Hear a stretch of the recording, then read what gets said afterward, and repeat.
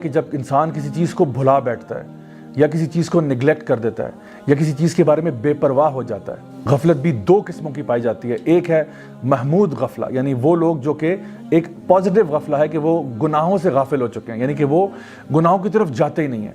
اتنے نیک لوگ ہیں، اتنے شریف النفس لوگ ہیں، اتنے تقوی والے لوگ ہیں کہ اب وہ بڑے بڑے گناہوں کے بارے میں سوچتے تک نہیں ہیں۔ تو یہ غفلت تو جو ہے یہ اچھی چیز ہے۔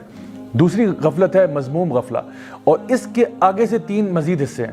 ایک اس میں عارضی غفلت ہوتی ہے جو کہ تھوڑے دیر کے لیے انسان کے اوپر آتی ہے، کسی نیک انسان پہ بھی آ سکتی ہے، ویسے وہ بڑا نیک لائف سٹائل گزار رہا تھا لیکن کچھ دیر کے لیے وہ غافل ہو گیا اور اس سے گناہ ہو گیا، تو اس کو عارضی غفلہ کہتے ہیں۔ دوسرے نمبر کے اوپر جو غفلہ ہے اس کو متکرر غفلہ کہتے ہیں، یعنی یہ وہ ہے جو کہ کنسسٹنٹ غفلہ ہے، جو کہ کسی فاسق اور فاجر کو آتی ہے، جو ایک مستقل گناہوں کی سٹیٹ کے اندر ہوتا ہے اور کم ہی ہوتا ہے کہ وہ واپس سیدھے راستے کی طرف آتا ہے۔ اور پھر ایک ہوتی ہے جس کو تامہ کہتے ہیں، تامہ غفلہ، یعنی وہ جو کہ پرماننٹ غفلہ ہے، جو کہ کفار کے اوپر، منافقین کے اوپر چھائی ہوتی ہے، جس کی وجہ سے وہ پرماننٹلی اللہ تعالیٰ سے دور ہو جاتے ہیں۔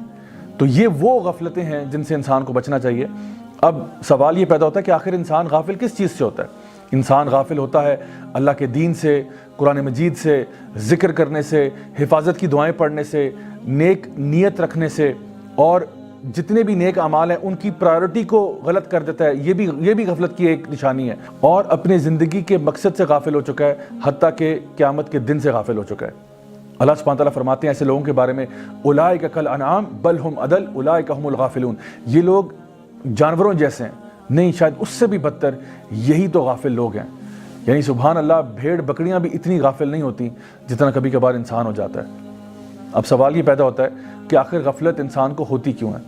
اس کی بنیادی طور پر ایک وجہ یہ ہے کہ جب انسان دنیا داری کی طرف بہت زیادہ لگ جاتا ہے، عیش و عشرت کی طرف بہت لگ جاتا ہے، آرام اور سکون کی طرف بہت زیادہ راغب ہو جاتا ہے، تو وہ غافل ہو جاتا ہے۔ جب ایک انسان کہتا ہے مجھے ایک لیوش لائف سٹائل چاہیے، میں نے اپنے نفس کی پوجا کرنی ہے، میری جو مرضی ہوگی میں وہ کروں گا، کھیل تماشے میں اپنے آپ کو بہت زیادہ انوالو کرنا، یہ ساری وہ چیزیں ہیں جو کہ انسان کو غافل کر دیتی ہیں۔ حتیٰ کہ ایک انسان جو اپنے بزنس میں، اپنی جاب میں بھی بہت زیادہ انوالو ہو جائے اور جس کو ہم کہتے ہیں ورکہولک بن جائے، وہ بھی اکثر اوقات اللہ تعالیٰ کے دین سے غافل ہو جاتا ہے۔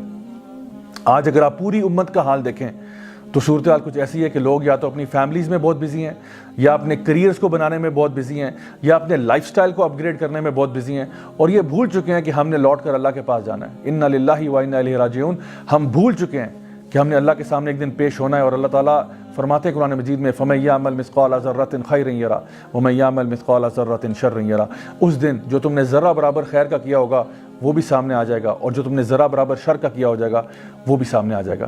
آج کل کے میسج کو اگر ہم دیکھیں تو اکثر اوقات لوگ قرآن مجید سے غافل ہیں، نبی کریم صلی اللہ علیہ وسلم کی سنتوں سے غافل ہیں، اور شاید اللہ تعالیٰ کے دین پر عمل کرنا ہماری وش لسٹ میں ہی نہیں ہے۔ یہی سب سے بڑا المیہ ہے۔ ہم کہتے ہیں ہم نے بڑا آدمی بننا ہے، ہم نے اپنے کاروبار کو پروگریس کرانا ہے، ہم نے اپنی جاب میں آگے بڑھنا ہے، لیکن اللہ کا بندہ بننا ہے، یہ ہماری وش لسٹ میں بھی اللہ معاف کرے نہیں آتا۔ اب اصل میں جو غفلت کی سٹیٹ میں انسان چلا جائے، جس کا دل غافل ہو جائے، اس کے اوپر پنشمنٹس کیا ہیں؟ علماء اس کے بارے میں بیان کرتے ہیں کہ ایسا شخص جو ہے اس کی پنشمنٹ دنیا میں بھی ہوتی ہے اور آخرت میں بھی ہوتی ہے۔ ایسا شخص جو ہے اس کی زندگی سے اللہ تعالیٰ برکتوں کو اٹھا لیتے ہیں، اس کی دعائیں قبول نہیں ہوتی، شیطان اس کے اوپر حاوی ہو جاتا ہے اور وہ بدترین انجام کی طرف پہنچتا ہے، یعنی کہ اس کا جو انجام دنیا میں بھی ہوتا ہے وہ بہت برا ہوتا ہے، آخرت میں تو برا ہوگا ہی ہوگا۔ اللہ سبحانہ تعالیٰ نے بنی اسرائیل کا ذکر کیا قرآن مجید میں سورۃ البقرہ کے اندر، یا بنی اسرائیل اذکروا نعمتی التی انعمت علیکم وانی فضلتکم علی العالمین، کہ اے بنی اسرائیل یاد کرو کہ اللہ تعالیٰ نے تمہارے اوپر کتنی نعمتیں کی تھی اور تمہیں تمام عالمین کے اوپر فضیلت عطا فرمائی۔ تو بنی اسرائیل کا واقعہ قرآن مجید میں اسی لیے بتایا گیا کہ وہ بڑے اللہ کے نیک لوگ ہوا کرتے تھے، بڑے چوزن لوگ تھے اللہ تعالیٰ کے، لیکن چونکہ وہ غافل ہو گئے اپنے مشن سے، اپنے ویژن سے، اللہ تعالیٰ کی طرف قریب جانے سے، تو اللہ تعالیٰ نے ان کو برباد کر دیا، اور وہ لوگ ہو گئے جن پہ اللہ تعالیٰ کا غضب نازل ہوا۔ My dear brothers and sisters, بالکل اسی طرح سے اللہ سبحانہ تعالیٰ سورہ آل عمران کے اندر مسلمانوں کو اب یہ ٹائٹل دیتے ہیں، یہ کہہ کر کنتم خیر امۃ اخرجت للناس تأمرون بالمعروف وتنہون عن المنکر وتؤمنون باللہ، کہ تم اے مسلمانوں اب بہترین امت ہو۔ ایک زمانے میں بنی اسرائیل ہوا کرتے تھے، اب تم بہترین امت ہو، لیکن کیوں؟ جسٹ بیکاز تم ایک مسلمان فیملی میں پیدا ہو گئے اس لیے بہترین امت ہو؟ نہیں، اس لیے تم بہترین امت ہو اگر تم اپنے فریضے کو پورا کرو. تأمرون بالمعروف وتنہون عن المنکر وتؤمنون باللہ. تم لوگوں کو نیکی کا حکم دو, برائی سے روکو اور اللہ پر ایمان لاؤ. My dear brothers and sisters, تھوڑی دیر کے لیے سوچئے, کیا ہم اس فریضے کو پورا کر رہے ہیں؟ ہمارے سامنے اگر کچھ برا ہوتا ہے, کیا ہم اس کو اپنے ہاتھ سے روکتے ہیں؟ چلو ہاتھ سے روکنے کی استطاعت نہ صحیح, کیا اس کو زبان سے روک پاتے ہیں؟ چلو زبان سے بھی روکنے کی استطاعت نہ صحیح, کیا اس کو ایٹ لیسٹ دل میں برا سمجھتے ہیں؟ یا کیا ہم ایک ایسے معاشرے میں رہتے ہیں جہاں پہ ہم نے برائی کو برائی سمجھنا بھی چھوڑ دیا ہے؟ تو جان لیں کہ جس طرح پہلی قومیں برباد ہوئی ہیں, بالکل اسی طرح سے آج کی بھی قوم برباد ہو سکتی ہے اگر وہ اللہ تعالیٰ کے بتائے ہوئے دین کے اوپر نہیں چلے گی اور غفلت کی اس کنسسٹنٹ سٹیٹ کے اندر رہے گی. اب غفلت کو ہرانے کا طریقہ کیا ہے؟ My dear brothers and sisters, غفلت کو ہرانے کا طریقہ ایک ہے اور وہ ہے علم حاصل کرنا. نبی کریم صلی اللہ علیہ وسلم نے جب موازنہ کیا ان لوگوں کا جو دین کا علم رکھتے ہیں بنسبت ان کے جو دین کا فہم نہیں رکھتے, تو آپ نے فرمایا ان کا ڈفرنس ایسا ہے جیسے کہ چاند اور تاروں کا. یعنی جو قرآن مجید کا علم رکھتا ہے, جو دین کی تعلیم حاصل کرتا ہے, اس کی مثال ایسے جیسے چاند کی ہے, آسمان پر کلیئر نظر آ رہا ہے. اور جو باقی لوگ ہیں, عام لوگ, عبادت گزار قسم کے جو لوگ ہیں جن کے پاس دین کا فہم نہیں ہے, وہ تاروں کی مانند ہیں. اور آپ نے فرمایا کہ تم میں سے جو علم والا ہے اور جو علم نہیں رکھتا, اس کی مثال ایسے ہے کہ جیسے میری یعنی کہ نبی کریم صلی اللہ علیہ وسلم کا اگر مقابلہ کیا جائے امت کے سب سے ادنا شخص کے ساتھ, یہ مقابلہ ہے اگر آپ دیکھیں جو علم حاصل کرنے والے. حتیٰ کہ احادیث مبارکہ میں یہ بھی آتا ہے کہ جو لوگ علم سیکھنے کے لیے نکلتے ہیں, زمین و آسمان کے چرند پرند حیوانات, حتیٰ کہ سمندر کے اندر مچھلیاں بھی ان کے لیے دعائیں کرتی ہیں.